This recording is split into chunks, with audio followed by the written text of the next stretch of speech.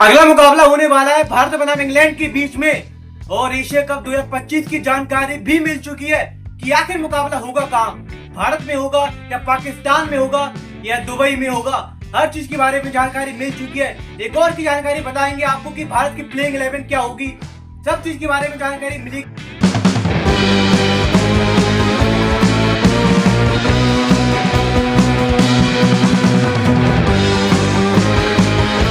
तो आप सभी का स्वागत है हमारी एक और वीडियो में।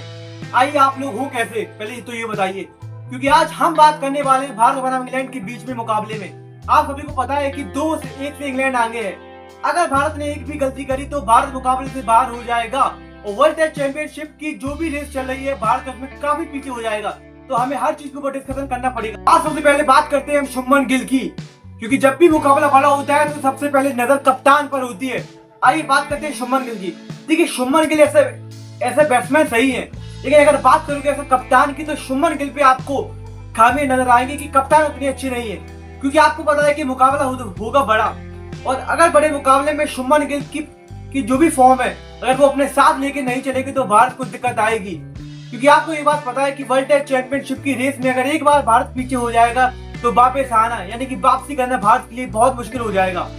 लेकिन यहाँ पर मेरा आपसे सवाल होगा कि शुभमन गिल का जो कप्तानी है, अगर शुभमन गिल अपनी कप्तानी अच्छी से नहीं करेंगे तो क्या आपको लगता है कि ऋषभ पंत और केएल राहुल की जो कप्तानी का रोल है, आखिर वो कप्तान नहीं है, लेकिन क्या वो भी पूरी कप्तानी में उनके साथ हेल्प करेंगे? अगर दोनों खिलाड़ियों के ये रिश्ता बराबर हो जाएगा, यानी कि शुभमन गिल और जो केएल राहुल है, ऋषभ पंत है, ये खिलाड़ी अगर आपस में बात करेंगे कि किस तरह से गेंदबाजी करनी है, किस तरह से फील्ड सेटअप करनी है, तो शायद भारत आगे होगा। कि अगर एक खिलाड़ी सिर्फ संभालेगा कि शुभमन गिल अकेले संभालेंगे कि यहाँ पर भी फील्ड प्लेसमेंट चाहिए होगी, यहाँ पर स्लिप चाहिए होगी, तो यहाँ पर दिक्कतें आएंगी भारत को। क्योंकि जब तक शुभमन गिल अकेले बल्लेबाज पर ध्यान देंगे, कि आपको पता है कि शुभमन गिल अगर कप्तानी पे ध्यान देंगे तो उनकी बल्लेबाजी में थोड़ा नुकसान भारत को उठाना पड़ेगा। तो यहाँ पर मैं कहना चाहता हूँ कि अगर भारत को मुकाबला जीतना है, आने वाली सीरीज जितनी भी सीरीज भारत को जीतना है, वर्ल्ड टेस्ट चैंपियनशिप की रेस में जाना है, तो भारत को कप्तानी में शुभमन गिल का हेल्प भी 2-3 खिलाड़ियों को करना चाहिए, चाहे वो राहुल हो, जसप्रीत बुमराह हो, ऋषभ पंत हो। क्योंकि 3-4 खिलाड़ी अगर साथ में बताएंगे तो शायद भारत का जो मोमेंटम है वो हाई होगा और भारत जीत पाएगी। तो उसके बाद बात आते हैं कि ओपनर्स की। हमारे पास ओपनर है यशस्वी जायसवाल। देखिए अगर आप यशस्वी जायसवाल को देखेंगे तो आपको लगेगा कि बहुत ही अच्छे ओपनर है भारत के लिए, लेकिन आपको एक बात माननी पड़ेगी कि यशस्वी जायसवाल को गेंदबाज आउट नहीं कर रहे हैं, वो खुद अपनी गलती से आउट हो रहे हैं। क्योंकि उन्हें एक अचानक से उन्हें ये पता चल चुका है कि जो मेरे बाद वाले बल्लेबाज हैं वो अच्छा खेल रहे हैं, उनकी फॉर्म बढ़िया है, जैसे कि शुभमन गिल है, ऋषभ पंत है। लेकिन जब तक यशस्वी जायसवाल खुद जिम्मेदारी के साथ खेलेंगे नहीं तो शायद भारत के लिए दिक्कत आएगी। क्योंकि आपको पता है कि अगर भारत के ओपनर जल्दी आउट हो जाते हैं तो बाद वाले खिलाड़ियों को संभालना मुश्किल होगा, कि भारत के लिए जीतना मुश्किल हो जाएगा। क्योंकि पता है कि शुभमन गिल एक्सपीरियंस बल्लेबाज अभी नहीं है, हमारे पास है ऋषभ पंत, लेकिन ऋषभ पंत जिम्मेदारी के साथ वो भी नहीं खेलते हैं। तो आपको यहाँ पर ये चीज देखनी पड़ेगी कि शुभमन गिल अगर उनके रन्स बल्ले से नहीं आएंगे तो फिर यशस्वी जायसवाल का फॉर्म जो है वो अपना फॉर्म बेकार में बर्बाद कर रहे हैं। यानी कि उनका फॉर्म तो बढ़िया है लेकिन वो जानबूझकर आउट हो रहे हैं। वो स्टार्टिंग के ओवर से ही 4 या 6 मारने की उसमें लग रहे हैं कि 4 या 6 मार के हम मुकाबला जीत जाएंगे। लेकिन वो एक बात ही भूल चुके हैं कि अगर यशस्वी जायसवाल जल्दी आउट हो जाते हैं तो हमारे बाद वाले बल्लेबाज एक्सपीरियंस नहीं है। हमारे बाद आएंगे साई सुदर्शन आएंगे, शुभमन गिल आएंगे और ध्रुव जुरेल आएंगे, ये सब बल्लेबाज एक्सपीरियंस नहीं है। तो अगर यहाँ पर यशस्वी जायसवाल जब तक अपनी जिम्मेदारी के साथ खेलेंगे, अच्छे से खेलेंगे, रन बनाएंगे, धीरे से खेलेंगे, तो भारत का जो जीत की जो चांसेस है वो ज्यादा होंगी। क्योंकि आपको पता है कि जायसवाल अपने गलती से आउट हो रहे हैं। उसके बाद आते हैं ऋषभ पंत। देखिए ऋषभ पंत एक ऐसे खिलाड़ी हैं जो हाई शाई के साथ खेलते हैं, लेकिन जब तक ऋषभ पंत जिम्मेदारी के साथ भी खेलना पड़ेगा उन्हें।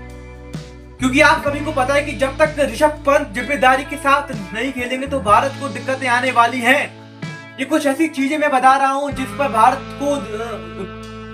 को देखना पड़ेगा कि इतनी सारी चीजें चल रही हैं। अगर भारत इन सब चीजों पर फोकस नहीं करेगा तो मुकाबला जीतने में मुश्किलें आएंगी। बिल्कुल मुश्किलें आएंगी। और मैं एक और बात करने वाला हूँ कि आकाशदीप, आप सभी को पता है कि आकाशदीप हमारे भारत के लिए बढ़िया गेंदबाज हुए हैं। अभी इंग्लैंड सीरीज उनका काफी अच्छा रहा है, लेकिन यहाँ पर मेरा सवाल होगा कि क्या आकाशदीप को अगली सीरीज खिलाना चाहिए। देखिए, चाहे अभी उनका फॉर्म बढ़िया हुआ है तो यहाँ पर मैं ये कहना चाहता हूँ कि आकाशदीप को चौथी सीरीज भी खिलाओ भैया। चौथी जितने भी मुकाबले बचे, चौथा मुकाबला, पांचवा मुकाबला, हर मुकाबले उन्हें खिलाओ, क्योंकि जितने सारे मुकाबले हमारे आकाशदीप खेलेंगे तो शायद भारत को जीतने में मदद मिलेगी और भारत मुकाबला जीत पाएगा। क्योंकि अगर आप आकाशदीप को आपको लगेगा कि आकाशदीप हमारे लिए इम्पैक्टफुल नहीं है, विकेट नहीं ले रहे हैं, तो फिर आप किसी और की तरफ जाओगे, तो फिर वो टीम में आएगा, वो थोड़ी देर खेलेगा, आप उसको निकालोगे, तो यहाँ पर आप कोई सही सी गेंदबाज आप सिलेक्ट नहीं कर पाओगे। इसकी वजह यही है कि अगर आप चाहते हो कि भारत में एक अच्छा रेड बॉल के लिए बढ़िया गेंदबाज रहे, तो यहाँ पर आपको एक गेंदबाज स्टेबल चाहिए होगा, जो मुकाबले में बना रहे, जो गेंदबाज आपको रेगुलर मुकाबले में खेले, बढ़िया मुकाबला खेले। तो मैं आपको इसी तरह समझाता रहूंगा कि इन गलतियों की वजह से भारत मुकाबले में शायद उतना अच्छे से अपने आप को, जो भी भारत सक्षम है जिस चीज पर, वो एक्सप्रेस नहीं कर पा रहा है। अपनी गलतियों से भारत उतने अच्छे से अभी नहीं सीख रहा है, क्योंकि अगर जायसवाल अपनी गलतियों से नहीं सीखेंगे, ऋषभ पंत नहीं सीखेंगे, आकाशदीप नहीं सीखेंगे, तो भारत के लिए दिक्कतें आएंगी, बिल्कुल दिक्कतें आएंगी, क्योंकि ये सीरीज पता है आपको बहुत इंपॉर्टेंट होने वाली है। एक और खबर आई है कि एशिया कप 2025 होने वाला है। जी हाँ, एशिया कप 2025 होने वाला है सितंबर में, इसी सितंबर में होने वाला है एशिया कप। और एशिया कप में भारत की कम से कम 8 टीमें खेलने वाली है। एशिया कप 8 टीम खेलेंगी मेरे विचार से। इंडिया होगी, पाकिस्तान होगी, और अफगानिस्तान होगी, श्रीलंका होगी, हांगकांग भी है, और 1-2 टीम और होगी, मेरी ख्याल से होगी दुबई। और यहाँ पर होने वाला है, वेन्यू डिसाइड नहीं हुआ था कि इंडिया में मैच होगा कि पाकिस्तान में होगा, लेकिन अब न्यूज आ चुकी है कि होने वाला है दुबई में। कि हाँ, इंडिया वर्सेस जो पाकिस्तान की थी, कि कोई कह रहा था कि भारत में होगा एशिया कप, कोई कह रहा था पाकिस्तान में होगा, लेकिन ये खबर आ चुकी है कि मेरे विचार से दुबई में होने वाला है। खबर आई है कि दुबई में होगा एशिया कप 2025। तो यहाँ पे 7 तारीख को, 7 सितंबर को होने वाला है इंडिया पाकिस्तान का मुकाबला, और मेरे विचार से 18 या 19 को होगा फाइनल एशिया कप का। तो ये खबर अभी आ रही है, अभी बीसीसीआई ने कुछ भी जवाब नहीं दिया इस खबर का। ये खबर शायद ऑफिशियल अभी भी नहीं हुई रिलीज, लेकिन इतना बताया गया है कि ये खबर है। और यहाँ से एक और नई शुरुआत होने वाली हमारी भारतीय टीम के लेकर, कि भारतीय टीम में आपको पता है कि वर्ल्ड कप 2024 में रिटायरमेंट के बाद विराट नहीं खेलेंगे, रोहित शर्मा भी नहीं खेलेंगे। तो जितनी भी यहाँ पर इनके फैंस होंगे उनको दुख होगा कि हम ऐसा मुकाबला देखेंगे पाकिस्तान के अगेंस्ट जिसमें विराट नहीं खेलेंगे और रोहित शर्मा नहीं खेलेंगे। लेकिन चलिए, हमारे पास एक और टीम आ चुकी है। सबसे पहले आएंगे ओपनर्स में, आएंगे अभिषेक शर्मा और संजू सैमसन। आप कहोगे शुभमन गिल, जायसवाल का पत्ता कट गया। जी हाँ, कट गया पत्ता, क्योंकि अगर हम सबको ओपनर खिलाएंगे तो हमारे पास कोई होगा नहीं। तो ये अटैकर बैट्समैन है, हमारे पास जो अटैकर बल्लेबाज है अभिषेक शर्मा और ये संजू सैमसन, ये 2 अटैकर ओपनर्स है। उसके बाद नाम आएगा सूर्य कुमार यादव। ये होंगे टीम के कप्तान, ये भारतीय टीम के होंगे कप्तान, T20 वर्ल्ड कप के लिए भी होंगे, एशिया कप के लिए भी होंगे। उसके बाद आएंगे Rishabh Pant, wicket keeper batsman है। T20 वर्ल्ड कप 2024 में आपने देखा था उन्हें खेलते हुए, काफी अच्छा परफॉर्मेंस किया था उन्होंने, पाकिस्तान के अगेंस्ट भी अच्छे रन बनाए थे। तो मेरे विचार से Rishabh Pant wicket keeper batsman होंगे। उसके बाद में नंबर आएगा, मेरे विचार से 5वें नंबर में आएगा KL राहुल। आप कहोगे इनका नाम क्यों आ चुका है? देखिए, KL राहुल का मैंने नाम इसलिए चुना है कि IPL उनका अच्छा रहा है।